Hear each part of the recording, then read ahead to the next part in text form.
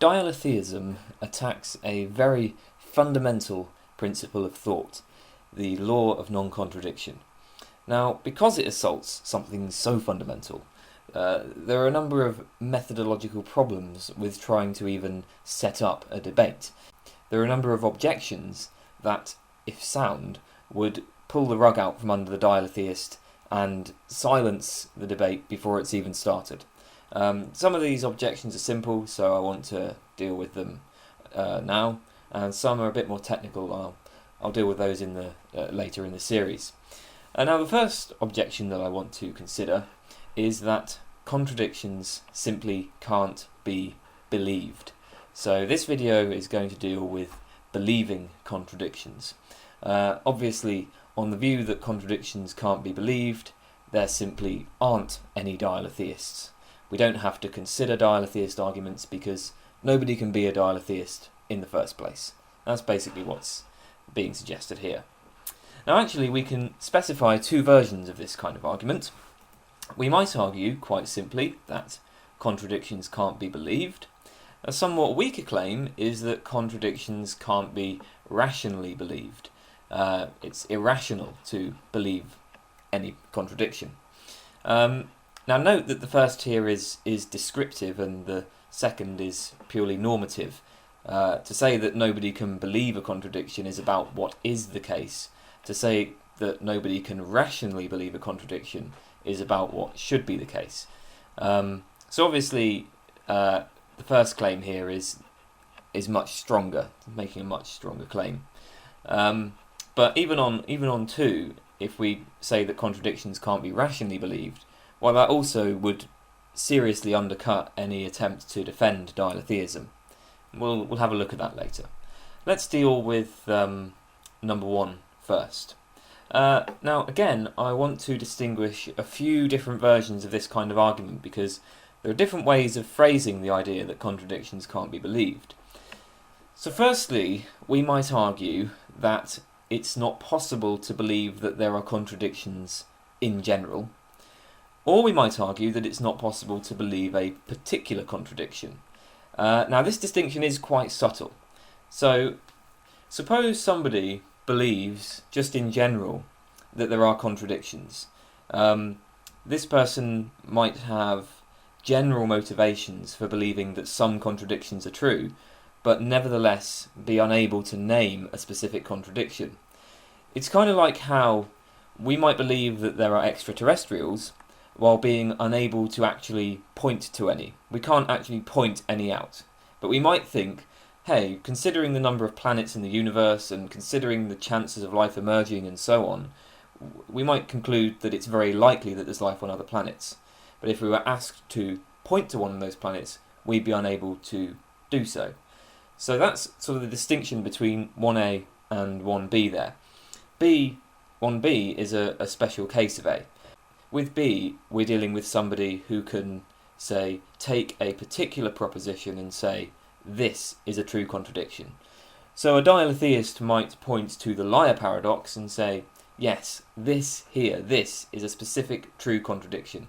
The analogy would be with somebody who doesn't just believe that there are aliens, but who can actually name the planet or the species or whatever.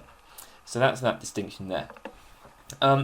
Now, I think we can actually disambiguate B a little further. We might say, B1, that it's not possible to believe that it is a contradiction, which is essentially just a way of rephrasing what I already wrote in 1B. But B2, we might say that it's not possible to actually hold the truth and falsity in your head.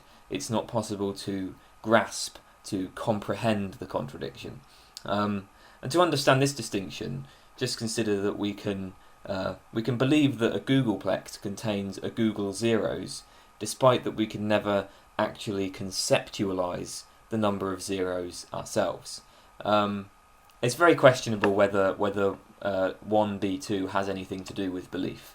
I think that's more about understanding, and intuitively we can believe many things without really understanding them.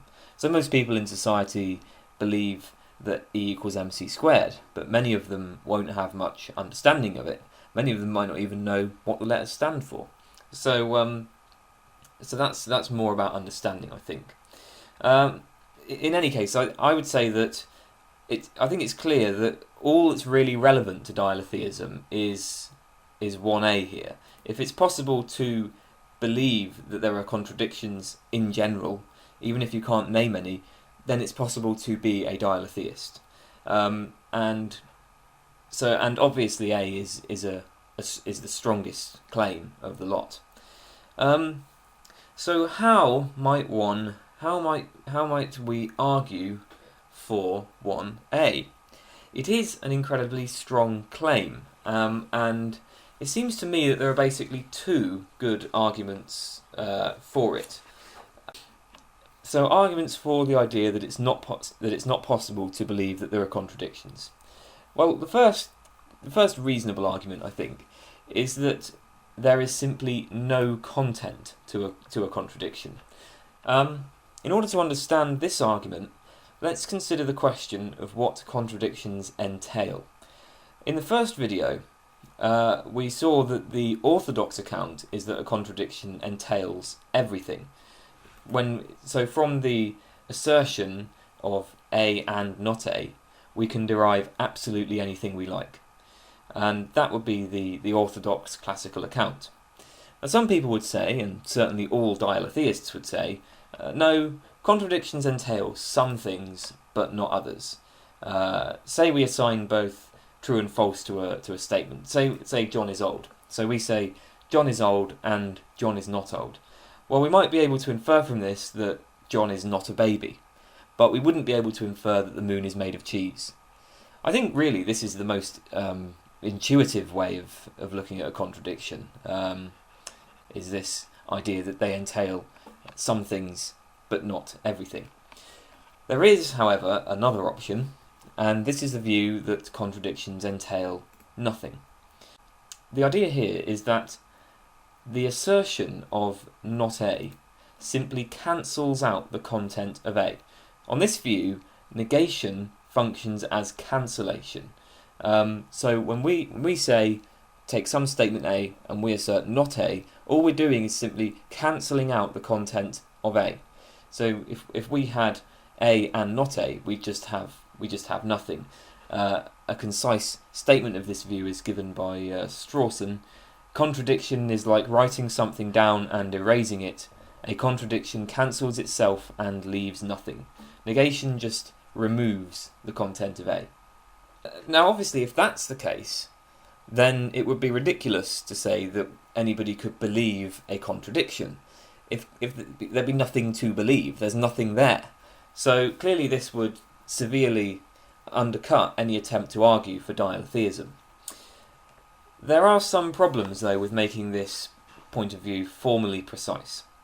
So the first problem is that we often assert not A, the negation of some statement. We often assert it alone, without asserting the statement itself. Now, if not A simply removes the content of A, what's being done? What's being asserted when we utter just not A? The point is that the negation of a statement does seem to have some content of its own. It seems to bring in new information with it. And the question is, if without having asserted A, we can assert that information, why can't we have the information of both A and not A? Here's another problem, which is from Priest's book. Suppose we have some information and we wish to add not A and B. So on the view that negation is cancellation, this would erase A and B. But what happens to A and B taken separately? It would be illegitimate to remove both of them because we know that one of them might be true. We know that at least one of them must be erased, but we don't know which. If A and B is false, we know that at least one of the conjuncts is false, but we can't tell which just from that information alone. So we can't remove both, and we can't, at this point, remove either one.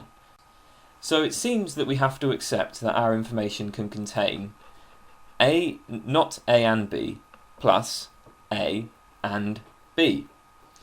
But if something's so obviously inconsistent, if something from which a contradiction is so easily derived is acceptable, why not outright contradiction?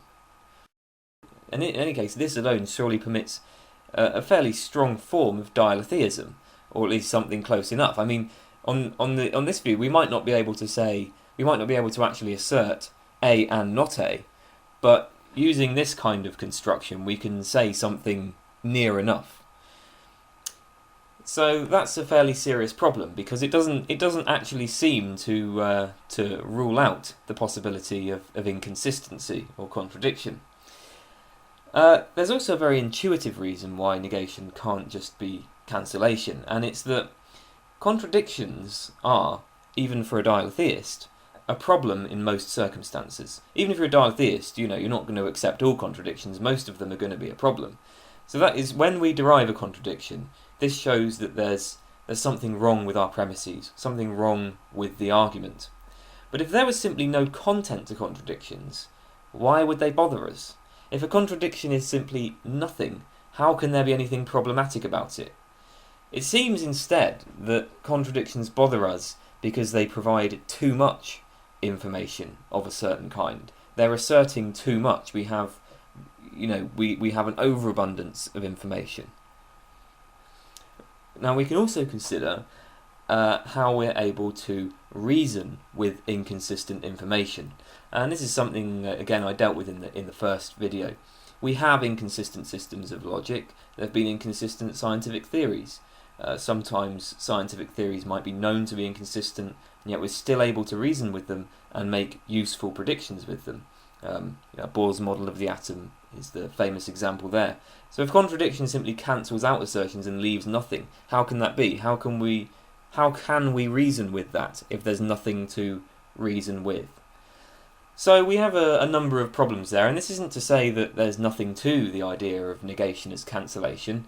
I'm just pointing out that we have very serious problems with making this view formally precise.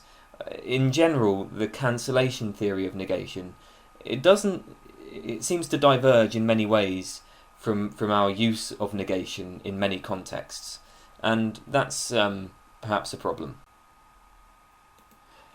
The second argument against believing contradictions is the idea that anybody who says a contradiction can be true has simply misunderstood the meaning of negation or conjunction. So the claim is that if we say A and not A can be true, then we must be using the conjunction or the negation in a totally unconventional way. Essentially, we're changing the subject. Now this is, in fact, a very significant argument, and I'm going to explore it some more in later videos. I just want to briefly point out three considerations that should motivate some skepticism of this kind of argument. Firstly, it can be applied to any kind of theory change in any field. Secondly, it's very questionable whether there is a single common sense intuitive meaning of the connectives conjunction and negation. In fact, as a matter of fact, at different times and in different societies, the logical connectives have been treated in quite different ways. And thirdly, it's actually surprising how conventional the semantics for paraconsistent logic, for some paraconsistent logics, are. I have a video in which I explain a paraconsistent logic, Priest's logic of paradox, and you'll see that it's really perfectly intuitive in many ways. But I don't want to deal with this particular argument too much here. I'm going to deal with it later. But for now, suffice it to say that there's no obvious reason why people shouldn't believe that there are true contradictions. We have to at least consider the dialetheist arguments. And in general, it's worth bearing in mind that people can obviously hold inconsistent beliefs. That is, we can obviously hold beliefs that, when analysed fully, would be shown to jointly entail contradictions. In most cases, deriving a contradiction would lead us to reject one of the premises. But all it really takes to be a dialetheist is to refuse to do this, at least sometimes. So the idea that it's simply psychologically impossible to believe a contradiction is really quite radical. Okay, so let's say that people can hold inconsistent beliefs and maybe even believe a contradiction, but they shouldn't. If we were perfectly rational, nobody would hold inconsistent beliefs. Perfect rationality is an unattainable ideal, but we should shoot for it in any case, and contradictions can't be rationally believed, so they shouldn't be believed. Now, Graham Priest has drawn on the paradox of the preface paradox, which was introduced by a guy called David Mackinson. He's drawn on this to motivate the idea that inconsistent beliefs can be perfectly rational. Okay, so the preface paradox. Whenever you read a non-fiction book, you'll often see in the preface a comment like the errors within our mind alone. And the idea is that authors often have various sources of help when writing books. You know, they include that line to claim sole responsibility for the errors. But now think about the fact of errors in non-fictions. The following observations establish a paradox. So first of all, assuming we're talking about an intellectually honest author, the author will have consulted others, consulted the evidence, carefully checked each of the claims. She will have thought about what each claim implies and so on. Basically, for each particular claim, she has reason to believe it's true. On the other hand, assume she has the slightest degree of modesty. Well, everybody makes mistakes. In a book that contains hundreds of pages of claims, there are almost certainly going to be some that are wrong. Hence the comment in the preface. There are almost certainly going to be some things in there that are false, and the author should believe that. So from one, she should believe that each and every claim in the book is true, but from two, she should believe that at least one, maybe more, of the claims are not true. Now, what's notable about this is that both 1 and 2 aren't simply justified, but, it seems, are things that we should say an honest author should accept. After all, if for any particular claim she doesn't believe that it's true, why did she include it? On the other hand, if the author was to brazenly assert that there are no errors in the book, we would take that as deeply immodest and incredibly myopic, given that everybody is capable of error. And so this seems to suggest that consistency is not an absolute constraint on rationality. Rationality seems to compel us to both the first and the second of this dilemma. So this is I think a powerful point here, that we can hold inconsistent beliefs and be quite reasonable in doing so. And in general, we have to bear in mind that the argument that rationality prohibits inconsistency depends on what it means to be rational, and that's a very difficult question. Rationality is a cognitive process. It's a property of the brain, of cognitive workings, and like any such property, it's very unlikely that we'll be able to specify any particular things that are always necessary for it.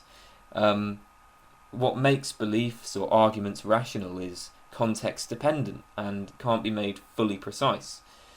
What can be said is that when we consider any particular theory, there are many different factors to be weighed.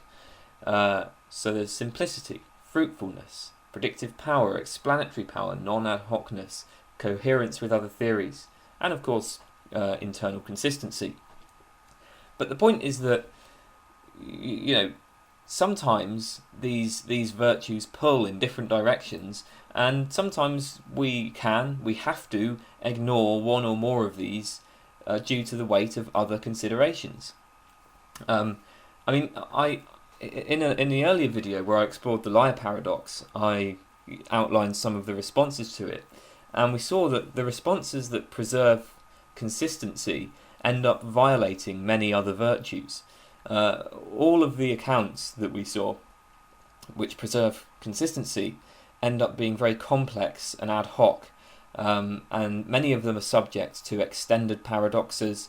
We saw that, for example, Tarski seems to avoid extended paradoxes only at the cost of basically jettisoning all of natural language. So, these are really radical steps. And when you consider these different virtues, Dialetheism ends up looking more plausible, at least as a response to the liar paradox. Now, in any case, as Graham Priest points out, the argument about rationality really puts the cart before the horse. If the evidence and argument points to some theory, and if that theory comes at a relatively low cost, and so on, then it's rational to believe that theory. The point is, whether it's rational to believe contradictions can only be determined once the arguments in favour of believing contradictions have been considered. And the same is true of anything. Many people consider young earth creationism to be irrational, but clearly we can only establish the irrationality of young earth creationism after considering the creationist arguments. We can't just sort of say right from the start, oh no, this is irrational. We have to consider the arguments. And I would. It certainly seems to me that the same is true of Dialetheism. We can't say whether or not the belief in true contradictions is irrational until we know what the arguments are. So that's rationality. But I want to consider now, suppose contradictions can't be believed, or can't be rationally believed. Does this mean we shouldn't consider the dialetheist arguments? You see, similar objections can and have been lodged against, for example, eliminative materialism. Eliminative materialism is the view that mental states, or at least some kinds of mental states, do not exist. Fears, hopes, pains, emotions, sensations, and so on. An eliminativist might deny the existence of any of these. Now, in my view, eliminative materialism is far more absurd than dialetheism, and I can understand why some people suggest that nobody could really believe that, say, pains don't exist. So let's just grant, for the sake of argument, that eliminativism can't be believed. And in fact, yes, if eliminative materialism about propositional attitudes is true, then it certainly can't be believed, because on that view, beliefs don't exist. So anyway, the point is, even assuming that it can't be believed, eliminativism has made important contributions to philosophy. The work of eliminativists has expanded our knowledge, if only by forcing people to think more deeply about what they took to be obvious common sense. And I think the same can be said for dialetheism. Dialetheists have made important contributions.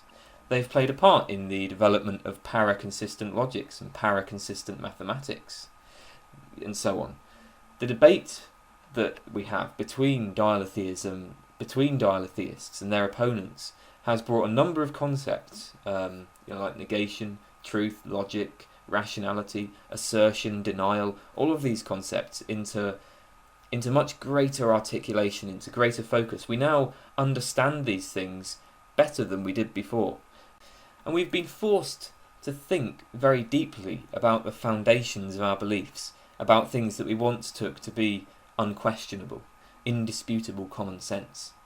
So the point here is that there's a pragmatic case for dialetheism, even if dialetheism can't be believed, or is necessarily irrational, or whatever. We still have good reasons to explore it. So that's that. It's important to point out that the objections I've covered in this video will appear again. There are other reasons for saying that dialetheism can't be believed, or can't be rationally believed. In fact, some people have suggested that dialetheism can't even be expressed. These will emerge as we go deeper into the topic. The idea of this video was simply to establish that there is, at least prima facie, a debate to be had. And we might find in later videos that actually, no, there really is no debate to be had about this. But at the moment, I don't really think there's any prima facie reason for refusing to consider dialetheism. Okay, well, thanks for that. I'll see you in the next video. Goodbye.